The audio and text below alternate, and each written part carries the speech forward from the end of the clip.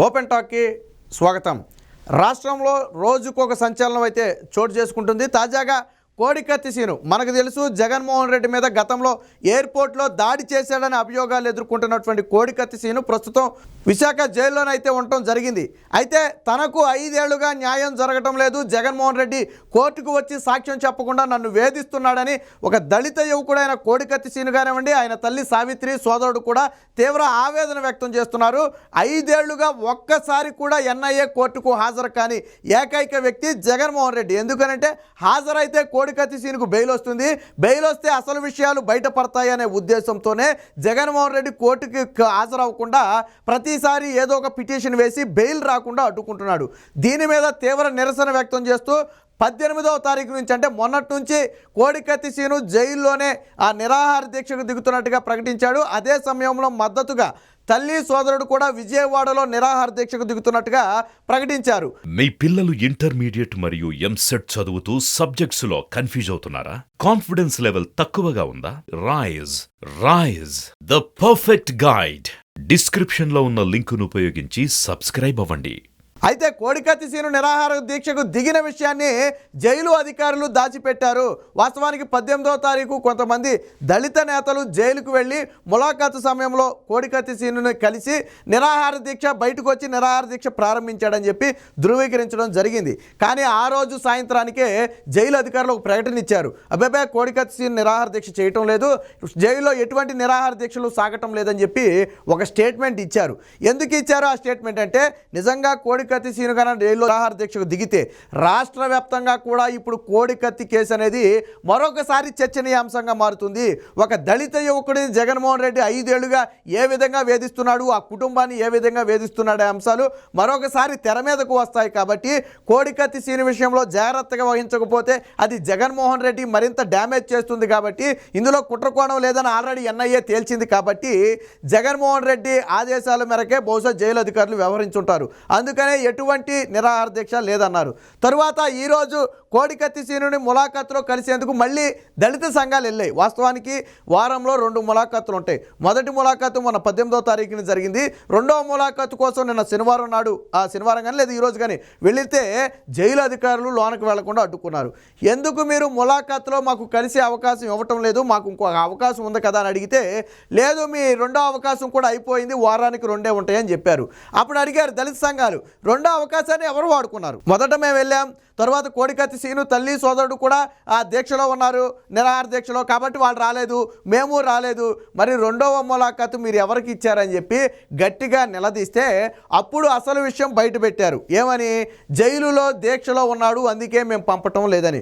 వాస్తవానికి ఈ ములాఖాతు పేర్లలో కుటుంబ సభ్యులతో పాటు బూసి వెంకట్రావు అనే ఒక వ్యక్తి పేరు మాత్రమే ఉంది. ఒకవేళ తల్లిదండ్రులు, ఆ తల్లి కానీ సోదరుడు కానీ వెళ్ళలేని పక్షంలో బూసి వెంకట్రావు వెళ్తాడు. అయితే వాళ్ళు దీక్షలో ఉన్నారు, రెండో ములాఖాతు వాళ్ళు వాడుకోవాలా, బూసి వెంకట్రావు కూడా రెండో ములాఖాతు వాడుకోవాలా, వాళ్ళు కాకుండా మరొక వ్యక్తి వాడుకోవడానికి అవకాశమే లేదు ములాఖాతుని. మరి ఎవరు వాడారో చెప్పాలని చెప్పి దళిత సంఘాలు నిలదీస్తే అప్పుడు చెప్పారు దీక్షలో ఉన్నాడని. మరి వీళ్ళు మొదటి రోజు ఏం చెప్పారు? 18వ తారీఖు సాయంత్రం జైలు అధికారులు ఏం చెప్పారు? లోన దీక్ష జరగటం లేదని చెప్పారు కదా. మరి ఇప్పుడు తప్పని పరిస్థితుల్లో దళిత సంఘాలు గట్టిగా నిలదీస్తే దీని మీద మళ్ళీ ఏ కోర్టులకి వెళ్ళో పోరాటం చేస్తాయని చెప్పి భయంతో అప్పుడు చెప్పారు లోన దీక్షలో ఉన్నాడు, దీక్ష సమయంలో ఎవరిని కల్పించడం కుదరదు అని చెప్పి అప్పుడు చెప్పడం జరిగింది. దీంతో ఆ దళిత సంఘాలు మరింత ఆందోళన వ్యక్తం చేశాయి. అంటే దాదాపుగా 3 రోజుల నుంచి దీక్షలో ఉన్నాడు, 72 గంటల నుంచి దీక్షలో ఉన్నాడంటే ఖచ్చితంగా ఆరోగ్య పరిస్థితి విషమించి ఉండొచ్చు అనే ఉద్దేశంతో దళిత సంఘాలు అయితే తీవ్ర ఆందోళన వ్యక్తం చేశాయి. కాబట్టి ఖచ్చితంగా అసలు ఆరోగ్య పరిస్థితి ఎలా ఉందో మాకు తెలియాలంటే మేము ఒకసారి లోనికి వెళ్ళాలని చెప్పి దళిత సంఘాలు గట్టిగా పట్టుబట్టాయి. బట్ ఎవరు కూడా లోనికి వెళ్ళడానికి లేదని చెప్పి పోలీసులు అయితే అడ్డుకోవడంతో లోనేదో జరుగుతుంది. వాస్తవానికి గతంలో కూడా కోడికత్తి సీను తల్లి కొన్ని అనుమానాలు వ్యక్తం చేసింది. నా కొడుకుని ఏదైనా చేస్తారేమో, జైల్లో పరిటాల రవి హత్య కేసులో జరిగినట్టుగానే ఆ అంతకుల్ని జైల్లోనే ఏదైనా చేసినట్టుగా నా కొడుకుని ఏదైనా చేస్తారేమోననే అనుమానాన్ని వ్యక్తం చేసింది. ఇప్పుడు ఈ ఏదైతే నిరాహార దీక్ష ఉందో ఈ ముసుగులో ఏదైనా చేస్తారేమోననే భయం కూడా ఇప్పుడు దళిత సంఘాల్లో ఉంది. ఎందుకంటే ఇంకా ఈజీ, ఏదైనా చేయాలనుకుంటే ఎలాంటి సమయంలో ఇంకా ఈజీ, ఆ వంక మీద కొట్టుకుపోద్దనే ఉద్దేశంతో ఏదైనా చేసినా చేస్తారు. ఆ ఉద్దేశంతోనే దళిత సంఘాలు అయితే ఆ తీవ్ర ఆందోళన వ్యక్తం చేశారు. కాబట్టి కలవాలని బలవంతంగా ఆ ప్రయత్నం చేసినప్పటికీ కూడా సస్యమిరా అన్నారు. అయితే వైద్యుల పర్యవేక్షణలోనే ఉన్నాడు, ప్రస్తుతానికి ఆరోగ్యం బాగానే ఉందని చెప్పి వాళ్ళు చెప్పడం జరిగింది, కానీ దానికి ఎటువంటి ఆధారాలు లేవు. ఇకపోతే ఇదే సమయంలో కోడికత్తి సీను తల్లి సోదరుడు చేస్తున్నటువంటి దీక్ష మీద జగన్మోహన్ రెడ్డి తీవ్ర కక్ష సాధిస్తున్నాడు. నిన్న మొన్నటి వరకు ఏమన్నాడు, నేను అంబేద్కర్ విగ్రహం పెట్టాను, దళితులకు నేను ఎంతో చేశానని చెప్పాడు. మరి అదే దళితుడైన కోడికత్తి సీనును 5 ఏళ్లుగా వేధిస్తున్నావు. ఈరోజు న్యాయం చేయాలని వారికి ఉన్న హక్కుల ప్రకారం నిరాహార దీక్ష చేస్తున్నటువంటి తల్లిని సోదరుని కూడా వేధిస్తున్నాడు. వాస్తవానికి వాళ్ళు ఒక రహస్య ప్రదేశంలో ప్రారంభిస్తే దానికేమో కరెంటు సరఫరా ఆపేశారు, నీళ్ల సరఫరా ఆపేశారు, బాత్రూములకి లాకులు వేశారు, వాష్రూమ్స్కి లాకులు వేశారు, వెళ్లకుండా వేధించడం. ఈ రకంగా వేధించే ప్రయత్నం చేశారు. మరి ఇది కక్ష, దళితుల మీద నువ్వు చేసిన కక్ష కదా, వాళ్ళకి నీళ్ళు ఆపేసి కరెంట్ ఆపేసి కనీసం వాష్రూమ్ కూడా వెళ్లకుండా అడ్డుకున్నావంటే అది కక్ష కదా ఖచ్చితంగా. సో కక్ష అవుతుంది. ఆ విధంగా వేధించే ప్రయత్నం ఇక నిన్న శనివారం రాత్రి, అంటే రాత్రి బలవంతంగా వైద్యులు అయితే పరీక్షించిన తర్వాత కొంచెం ఆ పరిస్థితి విషమించింది. అందులో తల్లి కొద్ది పెద్ద వయసు కాబట్టి విషమించిందని చెప్పిన నేపథ్యంలో బలవంతంగా రెవెన్యూ అధికారులు అలాగే ఇతర పోలీసులు వచ్చి ఏదైతే దీక్ష జరుగుతుందో ఆ దీక్షనైతే భగ్నం చేసి ప్రభుత్వ ఆసుపత్రికి అయితే తరలించడం జరిగింది. ఇదే సమయంలో పెద్ద ఎత్తున దళిత సంఘాలు కానివ్వండి, సమతా దళ సభ్యులు కానివ్వండి పోలీసులను అడ్డుకునే ప్రయత్నం చేశారు. ఈ మధ్యలో ఆ తీవ్ర వాగ్వాదం కూడా చోటు చేసుకుంది అనుకోండి. అయినప్పటికీ కూడా బలవంతంగా అయితే ఫోర్స్ను ఉపయోగించి బలవంతంగా వారి దీక్షను అయితే భగ్నం చేయడం జరిగింది.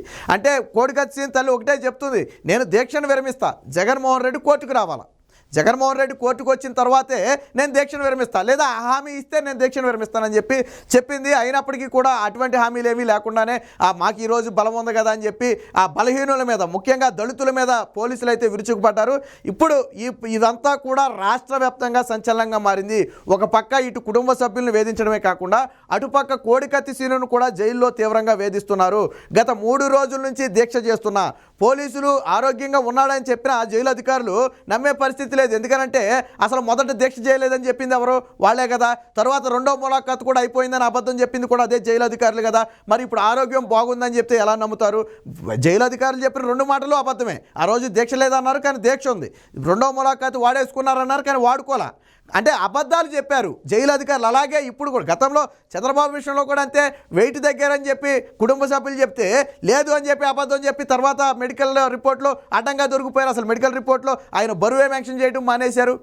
సో కాబట్టి ఇవన్నీ కూడా ఏంటంటే జైలు అధికారులు ఆడుతున్న నాటకాలు, పైనుంచి వచ్చిన ఒత్తిళ్ల మేరకు ఈ విధంగా వేధిస్తున్నారు. ఏది ఏమైనా కోడికత్తి సీను ఆరోగ్య పరిస్థితి అయితే విషమించి ఉంటుందని చెప్పి దళిత సంఘాలు కుటుంబ సభ్యులు తీవ్ర ఆందోళన వ్యక్తం చేస్తున్నారు.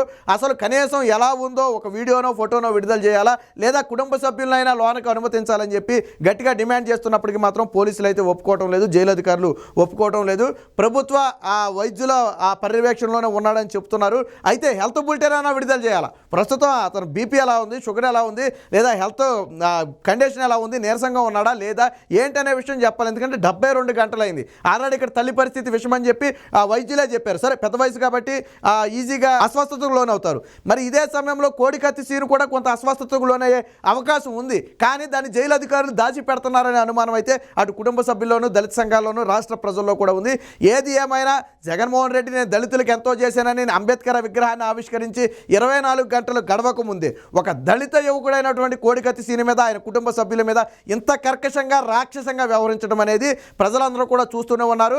ఒక దళిత వ్యక్తిని చంపిన ఆ ఎమ్మెల్సీని కూడా పెట్టుకుని వెళ్ళి అంబేద్కర్ విగ్రహాన్ని ఆవిష్కరించిన జగన్మోహన్ రెడ్డి దళితులకు ఏం చేశాడనేది అందరికీ తెలుసు. దానికి ఉదాహరణ ఈరోజు దళిత యువకుడైనటువంటి కోడికత్తి సీను మీద 5 ఏళ్లుగా సాగిస్తున్న వేధింపులు. ఎటువంటి కుట్ర కోణం లేదని ఎన్ఐఏ తేల్చి చెప్పిన తర్వాత, కొండ బద్దలు కొట్టిన తర్వాత కూడా కుట్ర కోణం ఉందని చెప్పి ఈ రోజుకి జగన్మోహన్ రెడ్డి కోర్టుల్లో కేసులు వేసి దాన్ని అడ్డుకునే ప్రయత్నం చేయడం అంటే ఖచ్చితంగా ఇది ఆ దళితులను వేధించడమే. ఏది ఏమైనా కోడికత్తి సీను ఆరోగ్య పరిస్థితి మీద అటు కుటుంబ సభ్యులు ఇటు దళిత సంఘాలతో పాటు రాష్ట్ర ప్రజలు కూడా తీవ్ర ఆందోళన చెందుతున్నారు. కాబట్టి తక్షణమే హెల్త్ బులెటిన్ విడుదల చేయాలి. అలాగే ములాఖాత్ అవకాశం ఇచ్చి కుటుంబ సభ్యులను లోనకు పంపాలి. లేని పక్షంలో మరిన్ని అనుమానాలు బలపడితే అది లా అండ్ ఆర్డర్ సమస్యగా మారే ప్రమాదం ఉంది. అలాగే దళిత సంఘాలన్నీ కూడా ఒక్కసారిగా ప్రభుత్వం మీద తిరగబడే అవకాశం కూడా ఉంది. కాబట్టి ఎప్పటికైనా జైలు అధికారులు లోన కోడికత్తి సీను ఆరోగ్య పరిస్థితి ఏ విధంగా ఉందనేది హెల్త్ బులెటిన్ రూపంలో విడుదల చేయాలి.